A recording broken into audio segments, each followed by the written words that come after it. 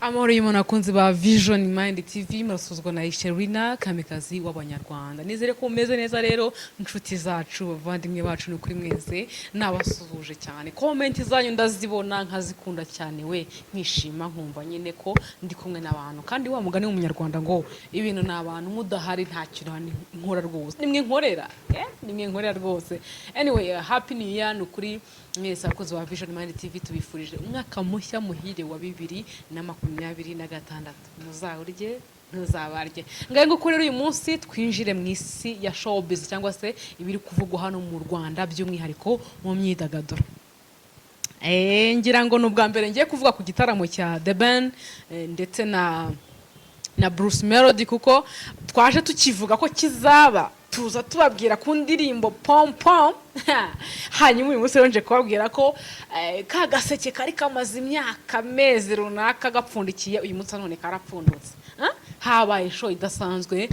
Ngiye kubabwira bimwe mu byo twari twiteze ko bigomba kuba muri ya show ya The Ben ndetse na Bruce Melody ariko bikaza kurangira nyine uko abantu bari babyiteze siko byagenze bite rero iri hangana cyangwa se iyi bato yari hagati ya The Ben na Bruce Melody byemejwe cyangwa se bigaragarira amaso ya rubanda ko Bruce Melody ari hejuru ya The Ben muri ibi bihe turimo. Byagaragaye ko Bruce Melody akora cyane, ari mu bagezweho, ari inshuti ya rubanda, ari inshuti y'urubyiruko, afite genge idasanzwe, afite itangazamakuru akorana naryo kandi rijyanye n'igihe kurusha uwo bita Mugisha Benjamin cyangwa se umwite The Ben. Iki gitaramo rero cyabaye ku itariki ya mbere z'ukwezi kwa mbere 2026 ngira ngo kwari navuga ko ari nk'umwaka mushya twari dutangiye. Urumva ko ni igitaramo cyatwinjije mu mwaka neza, twinjije mu mwaka dufite vibe, twinjira mu mwaka turi abantu afite muri showbiz ziri update, ziri active cyane ku buryo abantu rwose batangiye umwaka bafite vibe bya danger. So iki gitaramo rero cyaririmbyemo abantu benshi bagiye batandukanye, uwo bita Junior ni Kizigenza twari wa Ariel Wise reka mbivuga. Aba bombi bari muri kino gitaramo. Akarusho rero nuko Kizigenza n'ubundi nyine Mwitehuha yaririmbanye na Bruce Melody indirimbo bafitanye. Si ibyo gusa kandi Bruce Melody yagiye aririmba n'abasani benshi bagiye batandukanye, harimo abakoranye hip hop n'abandi benshi bagiye batandukanye. N'uwo bita Benjamin cyangwa Tiger B nawe niko byagenze. Akarusho we noneho yaje no kwakira korali ubwo yasozaga kuri stage. Ni ibintu byakuruye amarangamutima ya benshi. Akandi kantu yakoze abantu bakakibazaho nuko nanone yasubiyemo indirimbo ya Eva Bravan. Hanyuma si ibyo gusa abana ba Jay Polly n'ubundi nabo yabahaye icyubahiro cyangwa se bibutse Jay Polly, tunamubwira tuti rest in peace Jay, uzahora mu mitima y'abanyarwanda, imitima yacu n'ukuri irakunezerewe kandi irakunyotewe. Anyway turanagukumbuye byatari. So urumva rero ko ari ikintu The Ben yari yateguye neza. Iyo ugiye mu gitaramo ubona ko The Ben yari afite umuteguro mwiza byatari. Nubwo wenda Bruce Melody we byabaye akarusho, ntago nzi impamvu byabaye akarusho kurushaho kubera ko no mu ndirimbo already indirimbo Munyakazi yari imbere y'indirimbo Indabyo ya The Ben. So ibyo byose rero byatumye Bruce Melody navuga ngo yongerewe amahirwe yo kurusha gukora cyane, bituma nyine bigenda neza. So hanyuma rero kintu cyabaye kidasanzwe ni uburyo ki abafana ba Ben cyangwa se Tiger B baje bameze. Hari timu y'abafana ba The Ben baturutse mu gihugu cya Uganda, mu gihugu cy'abaturanyi. Iyo timu rero yaje yishushanyijeho amashusho adasanzwe nkuko cameraman ari kwibereka. Mbese byari ibintu ubona ko bifite influence nini, bimeze neza, biryoshye bereye amatwi. Hanyuma rero ikidasanzwe nanone cyaranze kino gitaramo, ubwo nababwira utuntu kudukoryo twaranze kino gitaramo cya The Ben yari yatumiyemo Bruce Melody, nuko Bruce Melody ariho yamurikiye indirimbo Pom Pom imaze kuzuza abasaga miliyoni 2 ku rubuga rwa YouTube. Ibi byabereye amahirwe adasanzwe Bruce Melody kubera ko uyu munsi wa none ari gukurikiranwa n'abantu 910 subscribers ku rubuga rwa TikTok. Umuntu muri imbere gato ni Mbonyi, Israel Mbonyi hamwe n'uwo bita Medi.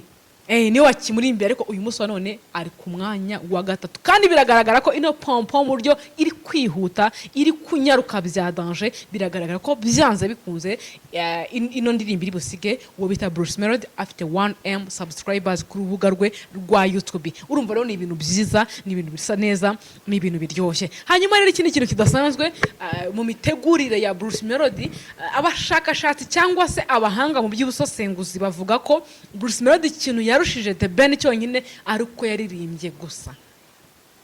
Nta byo kwemusinga, nta bindi, nta aravaha, nta arajyaha, no comment, just yarabikoze gusa for nothing. Waricara avuga ati ibintu reka mbikore, reka mbitegure, reka mbayesho, aririmba gusa nta kindi kintu yigeze akora. Bigaragare ko rero byanze bikunze abegereye cyangwa se abajyanama ba buri munsi wa Bruce Melody bakoze akazi kadasanzwe, bamuhaye imbaraga, bamuhaye icyizere, bamuhaye afite ibuye rikomeye, batumye ahagarara ku gasongero, bamuhaye inama ya nyayo yakoze icyo yagombaga gukora Bruce Melody. So much respect kuri 001, much respect kuri team ngari ya Bruce Melody, abarimo Coach Gael, MC Kenny ejo yagize anniversaire, tunamwifuza anniversaire nziza, abo bose ni kuri twabwiye tuti congratulations, mwatweretse ibintu bya danger, mwatweretse ibintu bidasanzwe. Ku ruhande rwa Tiger B rero nabo bagaragaje nabo imitegurire idasanzwe. Buriya The Ben ikintu yashije Bruce Melody we yari afite team ngari ibyina, ngo ikintu yitayeho umuntu bita Tiger B yitaye ku kintu bita ababyinnyi. Yari afite ababyinnyi bashimishije, yari afite ababyinnyi bari attractive impande zose, wabonaga ko stage nyine yamutwaye amafaranga, wabonaga ko ari ibintu bipanze biri ku murongo. Hanyuma rero nuko banavuze ko buriya The Ben yakoresheje style y'abanyamerika igikoreshwa n'uwo witwa Chris Brown n'abandi bahanzi bakomeye muri ibyo bihugu bya Amerika. Hanyuma rero abandi banyarwanda bakaza kubyitiranya bakavuga ko yaririmbye playback. Afite kwa playback ni kwa kundi bavuga ngo bari gucuranga indirimbo we akayidirimbiramo, ariko yasobanuye ko ari style yaba Chris Brown n'abandi bahanzi nk'abo ngabo hanze bakunda kuririmba muri iyo njyana. Akandi gashya rero kabaye muri kino gitaramo nuko burya uwo bita Icyeza Pamela, n'Icyeza ni Icyeza I remember, ariko ni Pamela nyine Miss wacu, nawe rero nk'umufasha wa The Ben yagaragaye ari kuvibinga zimwe mu ndirimbo za Bruce Melody ubwo yari kuri stage. Ni ibintu byongeye kurura amarangamutima ya benshi, baravuga bati ariko bano bantu nta mwiryane uhari. Twikomereza rero twihuta twigire nyuma y'igitaramo kubera ko amakuru yo muri showbiz yo ni menshi, indirimbo zasohotse ni nyinshi. That's why rero ngomba gukubita mbangura kugira ngo kino gitaramo tunakiveho twihuse cyane. Nyuma y'igitaramo haje kuba icyo twita afite kwereka abantu. Bruce Melody yaravuze ati rero nta handi hantu mfite nakwerekanira pompom mu mbaga nyamwinshi, nta gihe cyiza kuko niba mwarabonye live Bruce Melody yagiye akora, yagiye agaragaza ko yari afite iriya projet ya Diamond Platinum yararangiye kera, ariko yabuze uburyo ki, yarabuze igihe cyiza ino ndirimbo yasohokeramo. Navuga rero ko ari amahirwe adasanzwe kwa kuno umuntu avuga ngo yagize imana idasanzwe Bruce Melody yagize kugira ngo abonereho n'uburyo bwo gusohora pompom yaramaranye iminsi itari mike ayibitse, kandi ari projet igaragaza ko ihenze yatwaye asaga miliyoni 50 z'amafaranga y'u Rwanda. Urumva ko ari amafaranga menshi byatari. So Bruce Melody rero yabigiriyemo amahirwe, yereka imbaga y'abantu bari muri arena yari yuzuye amatike yashize ku isoko, aberekera hano naho iyo ndirimbo. Byari ibintu byiza, byari ibintu bisa neza, byari ibintu biteguye, byari ibintu biri ku murongo, biri clear, biryoheye amaso ku bantu babibonye. Bruce Melody ntiyatinjiremo kubera ko iyo ndirimbo yase ayereka abatura Rwanda mu gihe gito nk'ako guhumbya igitaramo. Ntekereza ko cyari kinarimo already, indirimbo birasohotse. Hanyuma rero byabaye amahire cyane kuri Bruce Melody ko nyuma ya show yaramaze kwereka abanyarwanda, nyuma y'uko yaramaze kwerekana ko ari ku rundi rwego, afite kuba Bruce Melody uyu munsi ari kugereranywa na The Ben, nakazi gahambaye k'umujene ukiri muto munyakazi yakoze.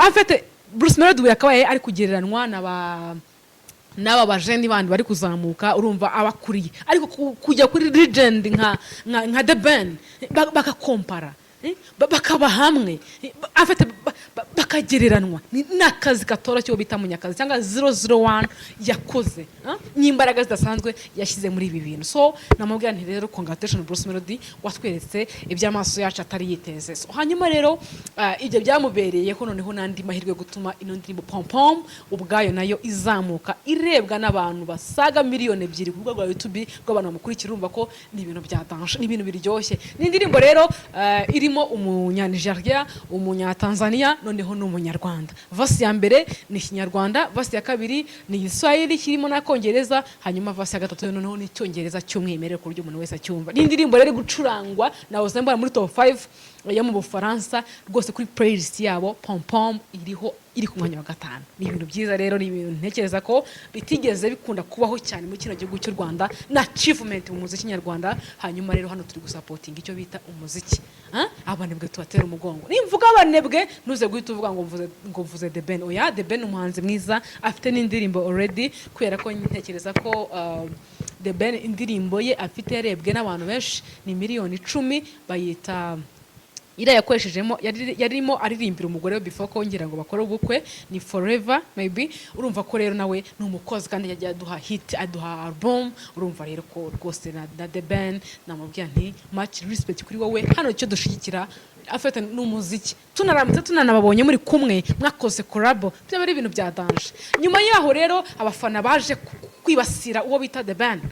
Mwati The Ben wadukoreye ibiti, wadusebeje, ibi ntabwo byari bikwiye. Kubera iki watumye Bruce Melody, waratubabaje, wowe turakunenga n'ibindi byinshi. Amarumazi nange murayumva n'ibindi byinshi bitandukanye, ariko ntibyabujije nanone ko aba bombi nahoze mbona video mu gahe kahise, mbona uwo bita Coach Gayar, Coach Gayar, The Ben ndetse na Bruce Melody bari kumwe barimo bishima. So ni ikintu cyiza rero, ni ikintu kigaragaza ko ibyo abafana bibwira afite bari inyuma y'ibiri kuba ntago muzi ibiri kujya mbere. Icyo igihari nuko ubushuti hagati ya Gayar, ubushuti hagati na The Ben, ubushuti na Bruce Melody ni timu nyine.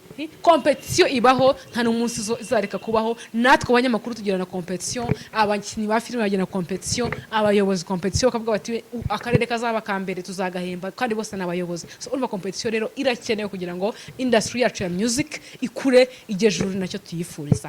Hanyuma rero ubu ngubu intero n'inyikirizo ni Pom Pom, hirya no hino ku isi ni Pom Pom. Mu Rwanda iribanze kandi ikurikira, gusa na Munyakazi nayo ubona ko ari indirimbo iri kuzamuka. Ndibutse kugeza ubu ngubu indabyo zanjye yego reka cyangwa se ngo guca impaka wati n'ibindi, ndagira ngo babwiye ko itaruzuza miliyoni n'izindi ndirimbo nyinshi zigiye zitandukanye. Byagaragaye ko nyine Bruce Melody uyu munsi wa none showbiz cyangwa se social media azifite mu kiganza cye. So urumva rero ko bahanze rwose niba mwiteguye gusohora indirimbo muze kubirebamo neza gake, mu byitondemo bigendemo gake kugira ngo yize kuza kuryoha, kugira ngo ntimuzagira amaflop menshi nkuko byagiye biba kuri bamwe.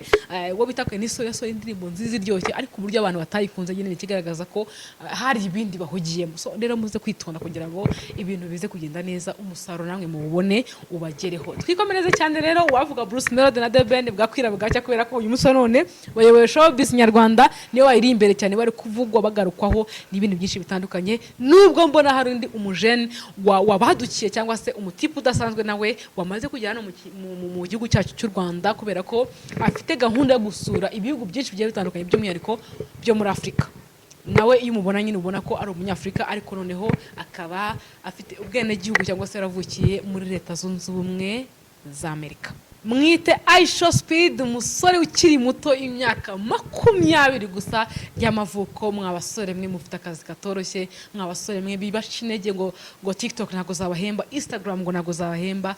Aisha yagaragaje ko rwose ibi bintu bishoboka, byakunda live stream, byakunda byakorwa kandi mwagera kure. Yongereye icyizere mu Banyarwanda, yongera icyizere ku isi yose, yongera agaragaza ko showbiz cyangwa se social medias zifite uruhare runini mu iterambere ry'umuntu, nazo ari inkingi ya mwamba mu kubaho neza cyangwa se kwigira, gukora cyane, umuhate, amafaranga menshi n'ibindi bigiye bitandukanye.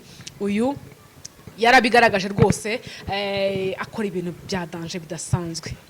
Aisha Speedy rero ni umwana wa mbere iwabo uvuka kuri papa na mama nyine, ariko noneho kubwo kutumvikana hagati y'abashakanye baza gutandukana hagati y'umubyeyi w'ababyeyi b'uyu mwana nyine baza gutandukana. Hanyuma rero Aisha Speedy yaje kugumana na mama we, aramurera bya danger, aramukuza nyine nk'abandi babyeyi bose, ariko yarasepare cyangwa se yarakoze divorce, yarahanye divorce n'umutware we papa wa Aisha Speedy. Nuko rero mama we aramurera, icyakora no mwana akakunda nyine gukina football, yakundaga football cyane ugereranyije n'ibindi byose. Hanyuma rero ngo umunsi umwe kera kabaye ku myaka ya 15 y'amavuko gusa, yatangiye kugerageza ibintu byo gukora cyo twita live streaming ku ma social medias. Abitangiye rero ntibyamuhira cyangwa se ngo bikunde, acika intege, aravuga ati noneho rero ubwo ncitse intege nkambona wenda ndi kujya kuri YouTube channel ngakora live streaming, nkabona n'abantu n'ababiri bari kundeba na subscribe ndi kubona,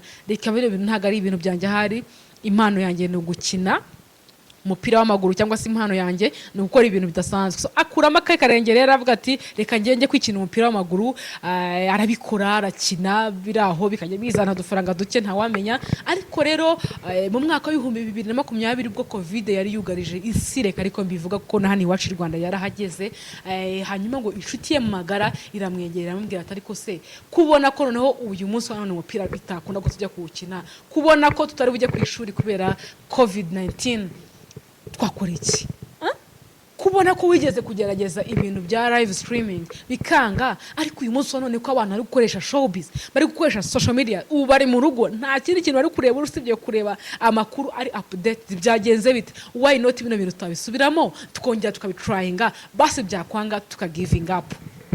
Aisha Speedy rero abyumva vuba cyane ko noneho hari n'ibintu yakundaga yabivuyemo atabishaka, aravuga ati reka tubigerageze. Arabigerageza rero muri uwo mwaka, yagira umusabu umwe, babiri, batatu barazamuka, urumva kuko yagombaga kurebwa kuko icyo gihe abantu bari bahugiye mu kureba ibyo bintu bya showbiz cyane cyangwa se social media bazikurikirana kugira ngo barebe wasugongona. Hanyuma rero ngo arabitangira gake gake, ku myaka ye rero 17 umwana w'umuhungu yamaze kurikiranwa n'abarenga miliyoni by'abantu bamureba ku rubuga rwa YouTube.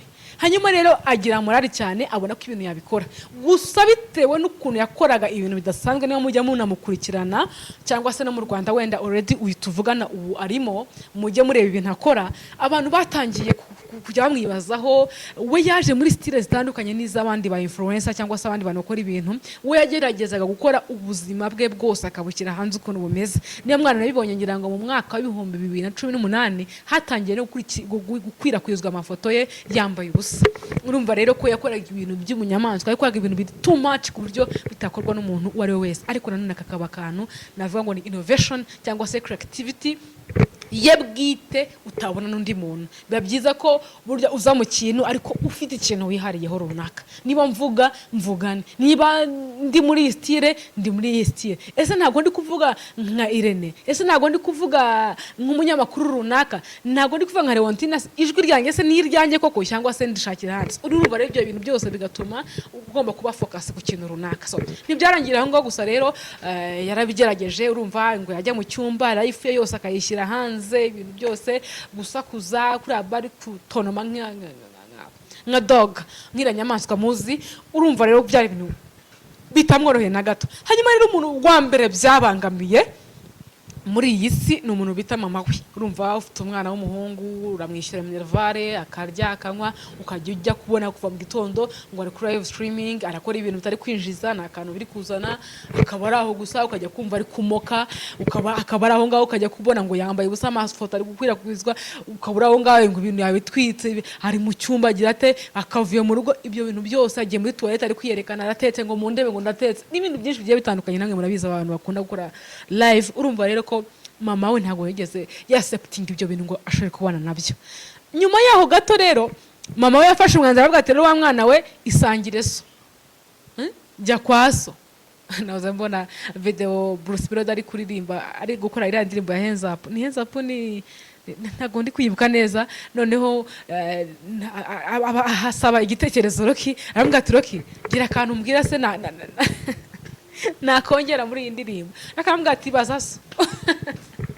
ngo ngeramo ngo kabaza se ngo byaba bijyanye none mvuze rero ngo sanga so mpita mbyibuka so atambwa ati rero vuba bidatinze mubone kwa papa wawe umwana rero ntiyatinze kubyumva kubera ko yabonaga ko mama byakaze kandi uranumvika n'undi mubyeyi wese abikora uyu munsi none murabizi neza abakunzi ba Vision Mind TV turi mu ntambara z'ababyeyi bacu kugira ngo tubakonveke tubumvishe ko turi abanyamakuru b'umwuga tubumvishe ko dushoboye kandi dushobotse tubumvishe ko TikTok yabyara umusaruro tubicana bikabuko ariko already now ntago barashaka gusobanukirwa icyo kintu ngo wacyumve urumva rero ko n'uwo mujene ibyo bihe yabinyuzemo asanga papa we rero papa waramwakira cyakora nyine ariko uba wifitiye papa we nyine mujya nko guhuza mu tuntu papa we yambwira ati niba uri gukora ibyo bintu ukabona kuko byagutunga mais donc upfa kubikora ugataha nabindi arabikora rero noneho urumva abonye nk'umuntu uri mu motive arabikora papa we arabikunda nawe aramushyigikira uyu munsi none papa we niwe manager we wa mbere w'ibikorwa bye ndetse na za nshuti ze za hafi nazo zamuhaye iyo nama cyangwa se zamwenkuraje kongera gusubira muri iyo gahunda ya live streaming uyu munsi none rero navuga ko ari igikomerezwa n'umwe mu bajene batunze amafaranga atari make mu iyi si dutuye n'umwe mu bajene bameze neza hariya muri Leta Zunze Ubumwe za Amerika n'umwe mu bantu bavuga ari kijyana byabigaragaje ubwo yahuraga na Cristiano Ronaldo kubera ko ngo ari we muntu burya yakundaga yakuza afana ibyo nabyo bimwongerera igikundiro n'icyubahiro mu babanaga bituma none bamukunda byimaze kubera ko murabizi ko football uyu munsi none irayoboye yicaye ku ntebe yo hejuru urumva rero noneho n'abafana ba Cristiano kubera ko rero yakundaga byarangiye n'ubundi nabo bamuyobotse baramukunda ati wa muntu wacu burya afana Cristiano Ronaldo so uyu munsi none rero ari mu gihugu cy'u Rwanda yahuye n'aba influencer benshi bagiye batandukanye abarimo bakagarara Osmarito hari n'uri mujene ukunda guterura amamoto bamwitanira utambi ngira ngo yazamuwe na Irene so urumva rero ko ni ibintu biryoshye ni ibintu bisa neza bakimenye tuto bahuye n'abandi bacu bagiye batandukanye agahigo nuko noneho yongeye no gusaba ngo ubwo ari mu modoka ngo ni umucurangire pom pom ya Bruce Melody ari mu modoka ari magenda yasuye hano mu karere kacu ka Musanze ajya guhura n'ingagi urumva ko nyine ni ibintu byiza bya danger by'umwihariko ku gihugu cy'u Rwanda mwabibonye ko yanatangaye akavuga ati muri Afrika yose ikintu bita stade rwose stade amahoro ni yambere muri East Africa aranavuga ati mu Rwanda nahakunze cyane kugira ngo mubyemere nzahagaruka mama ari cyumwe ndi mu karuhuko gusa ndi kuharuhukira urumva rero ni byiza abakurikiranwe n'abantu nahoze mbona n'ukuntu bari kujya babagereranya ama live streaming amaze gukora live streaming yakoreye mu Rwanda niyo ya mbere yagize afite views nyinshi ugeranyije n'izindi yagiye akorera handi mu masaha ne gusa yaramaze kugira miliyoni 4 zikurikiye live stream yo mu gihugu cyacu cy'u Rwanda urumva rero na achievement ya danger na Amerika ku gihugu by'umwihariko abo bahuye abakunzi be bahuye nabuze mbona amaranga mutima dasanzwe rwose kubana urubyiruko ubona ko bamwishimiye banyotewe no guhura nawe bamukunze bamunezerewe urumva ko nabyo ni ibintu bikenewe mu buzima bwacu bwa buri munsi hanyuma rero bizongera noneho ntekereza ko bizongera by'umwihariko n'ubukerarugendo kubera ko babonye ukuntu mu Rwanda bimeze ababonye ingagi urukundo abantu bafite n'ibintu byinshi bigiye bitandukanye ntekereza ko azasura n'ahandi wenda urumva ko influence nziza n'ishusho nziza ku gihugu cyacu cy'u Rwanda biragaragaza ko nyine igihugu cyacu nacyo kizabyungukiramo mu buryo bumwe ndetse n'ubundi kugeza ubu rero Aisha Speed ni uri kuvugwa hano mu gihugu cy'u Rwanda mw'iyi minsi cyangwa se muri iyi minsi ko ari ibiri nyuma ya match yahuje Rayon Sport ndetse na APR FC bikarangira APR ifitsinze ibitego 4 Rayon Sport kimwe nyuma y'uwo mukino rero nibwo yigaragaraje muri stade amahoro n'ubundi akora bimwe mu bintu bimuranga amboka nk'ibisanzwe asimbuka avuga ati si urumva rero ko yatanze ibyishimo mu buryo bumwe ndetse no mu bindi dusoza rero tugana ku musozo mu bindi bintu biri kuvugwa muri showbiz nyarwanda ngira ngo urebye ibyo ngibyo nibyo bya danger biri kuvugwa cyangwa se byazamuye amarangamutima ya benshi umuntu wese ari kwifuza gusoma ariko ntago ndi bure kubabwira ko Bwiza afite indirimbo nshyashya indirimbo y'Imana ifite video nziza yakoreshejemo abavandimwe be n'indirimbo iryoshye irimo ubutumwa rwose mujye kuri YouTube channel ya Bwiza mukore search and then mwumve iyo ndirimbo mwumve nyine ubwo butumwa hanyuma ntabwo ndi bure kubabwira ko uwo bita Juma Jux hamwe na Element Ele bamaze guhura muri Nigeria ahagiye gutangirwa ibihembo cyangwa se ahagiye gutangirwa igikombe cy'umuhanzi mwiza w'umwaka. Urumva rero ko biragaragara ko nyine umuntu bita Element ari mu bihe byiza, ari kujya mu matuwa menshi agiye atandukanye, hari ibikombe byinshi yagiye yakira, ariko nanone navuga nti binashobotse yazana na collabo za Danger, nk'uko Bruce Melody yemeje ko Yemi Alade akimara kubona Pom Pom yahisemo agakorabo. Twizere neza tudashidikanya ko no bita Element ele na Juma wo muri Tanzania nabo baramutse bakoze agakorabo ka Danger twabikunda. Andi makuru ahwihizwa nuko wo bita The Ben cyangwa se Mugisha Benjamin ashobora kuzakora indirimbo na Zuchu, ndetse ngo bishoboka mu gihe cya gito cyane. Ntabwo tubihagazeho neza, ni amakuru dukura mu banyonzi no mu bamotari. Twizeye tudashidikanya rero ko ibyo bintu biramutse bibayeho byaba ari ibintu bya Danger, byaba ari ibintu bikunzwe cyane, byaba ari ibintu biryoshye cyane. Ikindi kintu kiri kuvugwa muri showbiz ni wo bita Miki waga promoter yamaze gukorerwa ibirori bya bride shower, cyangwa se kwa kundi basezerana ku mukobwa bakamuga ati murabeho urungano rwanjye, twabonye neza byari byiza, ariko noneho igihe kirageze kugira ngo njye kubaka, nisangire umufasha cyangwa se nisangire umutware wa nyawe unkunda, tuzabana karamata. Miki rero ibirori byamaze gukorwa, ndetse yagaragaye ari kuvibinga indirimbo ya Theo bose babireba yishimye anezerewe, avuga ati abanzi baganye rwose, nta kure Imana itageze umuntu, kandi imbere bari heza rwose. Mumbabare munyifurize ubukwe bwiza n'uwo nahisemo, n'umwe rukumbi, umwami wa bose, umwami wanjye nyirizina agapromota. Turabifuriza kuzagira ubukwe bwiza rero, ntekereza ko buzaba muri kwezi kwa mbere, ni tariki already bamaze kuyishyira ahagaragara. Twabwa tuti rero muzahahe muronke, muzahirwe, muzabyare hungu na kobwa, nicyo tubifurije mu bukwe bwanyu. Hanyuma rero namwe mwakoze mwese abagiye kwifatanya nawe mu birori byo kuvuga ngo barajya muri bride shower ye, urumva ko ari ibintu bimeze neza cyane. Nabo Imana ibaduhera umugisha. Amakuru meza yandi ku bafana ba Yampano nuko Yampano yamaze gusubirana n'umukunzi we bakundanye cyangwa se bahoze banakundana.